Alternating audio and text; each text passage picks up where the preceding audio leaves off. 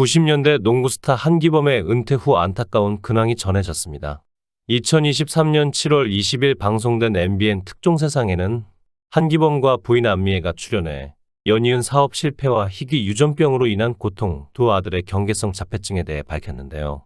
1961년생 올해 나이 60세인 한기범은 키 205cm로 하승진, 서장훈이 등장하기 전까지 한국 농구 역사상 최장신 선수였습니다. 고향 천안시에서 자란 그는 어린 시절 키가 크다는 이유로 농구를 시작했는데 너무 힘들어서 중도에 그만두고 일반 고등학교에 진학했지만 당시 농구부를 막 창단했던 명지 고등학교에 설득으로 전학을 가게 되었죠. 이후 1982년 정봉섭 중앙대학교 농구 감독이 한기범을 스카우트했고 이듬해 1년 후배인 김유택까지 가세 한국 농구 최초의 장신 더블 포스트를 구축하며 중앙대의 전성시대를 열었습니다. 김기범은 1986년 졸업 후 새로 창단된 기아 산업에 입단해 유재학, 김유택과 함께 3강으로 이끌었고 이후 중앙대 후배인 허재가 합류한 뒤 기아 불패 시대를 만들었죠. 당시 인기를 증명하듯 한기범은 1989, 1990 농구 대잔치에서 MVP와 함께 리바운드 1위를 차지했습니다. 하지만 안타깝게도 자신의 주무기였던 장신 때문에 무릎에 적지 않은 부담이 갔고 이런 상태에서도 계속되는 경기 일정으로 쉴 틈이 주어지지 않았죠. 결국 스테로이드 계열의 약물을 맞아가며 출전을 이어간 끝에 1980년대 후반에 이르러 한기범은 부상을 달고 살며 전성기의 위력을 잃어버렸고 1990년이 지나며 한기범은 부상으로 선수 생명 자체가 끝나다시피 할 정도가 되었습니다. 그럼에도 한기범은 오랜 재활에 매달린 끝에 1992년 농구 대잔치에 출전하며 선수로 재기하는 데 성공했고 기아 자동차가 총 7연패에 우승을 하는데 제 역할을 다 해냈죠. 이러한 한기범의 활약은 기아 자동차가 최후로 참여한 1996, 1997 농구 대잔치까지 이어졌습니다. 당시 허재가 무면허 음주운전으로 선수 자격이 정지되고 김유택조차 제 기량을 발휘 못하는 상황에서 은퇴 직전에 한기범이 만신창이가 된 무릎을 끌고 고군분투. 비록 기아 자동차는 플레이오프에 진출하지 못하고 탈락했지만 한기범만은 한때 자신이 왜 한국 최고의 센터였는지를 증명했죠. 한기범은 1996, 1997 농구 대잔치를 끝으로 은퇴했지만 원 없이 많은 농구 대회에서 우승했기 때문에 후회나 미련은 남지 않았습니다. 한기범이 선수로 활약할 당시를 모르는 젊은 세대에게 한기범은 이광수 닮은 꼴로 유명하죠. 이런 유명세 덕에 한기범은 SBS 런닝맨에도 여러 차례 출연했는데 이광수는 초등학생 때부터 닮았다는 말을 들었다고 털어놓기도 했습니다. 런닝맨 출연 이후 한기범은 해외에서 자신의 인기를 실감했다고 하는데 자신이 소속된 시니어 농구팀과 방문한 해외에서 Do you know 광수? 라며 자신을 알아보는 현지 팬들을 만났죠. 당시 한기범은 사인 요청으로 대기줄까지 생기기도 했다며 한류에 잠깐 몸 좀 담갔습니다. 라고 호통하게 웃기도 했습니다. 한편 특종세상에 출연한 한기범은 은퇴 후 사업을 했다가 큰 실패를 맛봤다고 털어놓았는데요. 1990년대 농구의 황금기를 이끌었던 한기범은 은퇴 후 홈쇼핑과 연계한 성장 보조제 판매를 시작해 초반 대박을 쳤지만 이상하게 수익이 크지 않았는데 나중에 알고 보니 불공평한 계약서 때문이었습니다.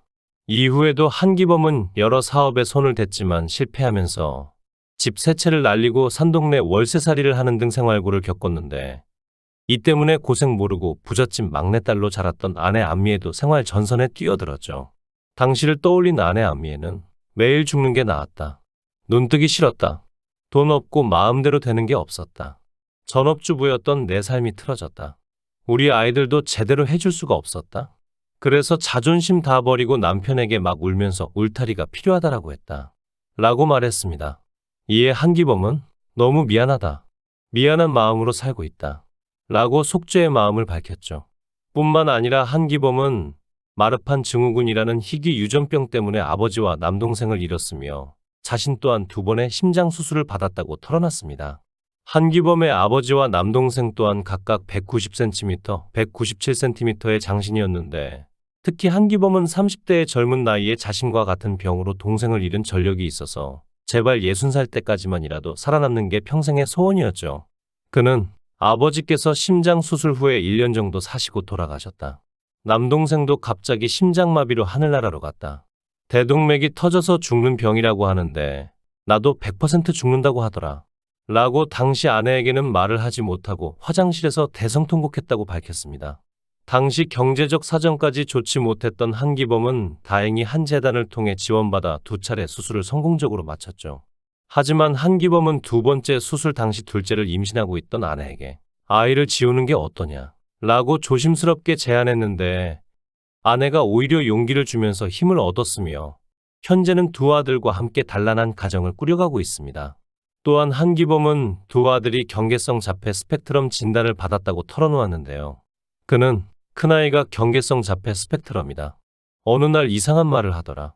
보니까 가만히 앉아있지 못하고 주위를 최소한 서너 바퀴를 도는 거다. 친구도 못 사귀고 가만히 있고 이상했다. 집사람이 병원에 가서 검사받은 것 같더라. 라고 2 아들 모두 경계성 자폐 스펙트럼 진단을 받았다고 전했습니다. 그럼에도 한기범은 2 아들에게 희귀 유전병만큼은 물려주지 않아 정말 다행이라며 안도했죠. 그는 이런 위험한 병을 아이들에게 준다는 부분이 걱정이 많이 됐다. 아이들이 성인이 된 후 아이들을 병원에 데려가서 검진을 받았는데 다행스럽게도 없다고 하더라.